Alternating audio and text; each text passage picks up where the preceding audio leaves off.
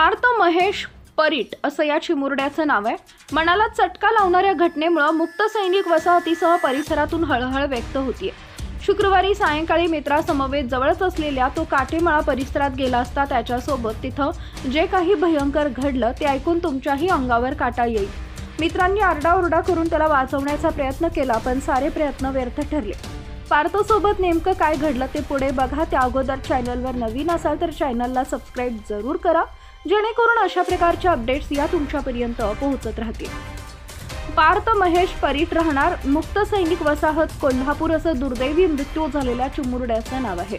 मनाला चटका लावणाऱ्या या घटनेमुळे मुक्त सैनिक वसाहतीसह परिसरातून हळहळ व्यक्त होते। मुलाचा मृतदेह पाहताच आईवडिलांनी केलेला आक्रोश मन हेलावणारा होता। मूळचे गारगोटी तालुका भुदरगड येथील परीट कुटुंबीय उदरनिर्वाहासाठी कोल्हापूर येथील मुक्त सैनिक वसाहतीत वास्तव्याला आले। वडील महेश यांचा लॉन्ड्रीचा व्यवसाय। पार्थ मुक्त सैनिक वसाहतीमधील शाह कृप पंत वालावलकर हायस्कूलमध्ये 9वीच्या वर्गात शिक्षण घेत होता। शुक्रवारी सायंकाळी मित्रासमवेत विहिरीत पोहण्यासाठी तो काटेमाळा परिसरात गेला होता। त्यानं पाण्यात उडी मारली। काही क्षणात तो बुडू लागला। मित्रांनी आरडाओरडा करून त्याला वाचवण्याचा प्रयत्न केला, पण सारे प्रयत्न व्यर्थ ठरले। शाहूपुरी पोलीस, मनपा, अग्निशमक दलाचे अधिकारी जवानांनी पार्थचा पाण्यात शोध घेतला। यावेळी विहीर काठावर परिसरातील नागरिकांची मोठी गर्दी झाली होती।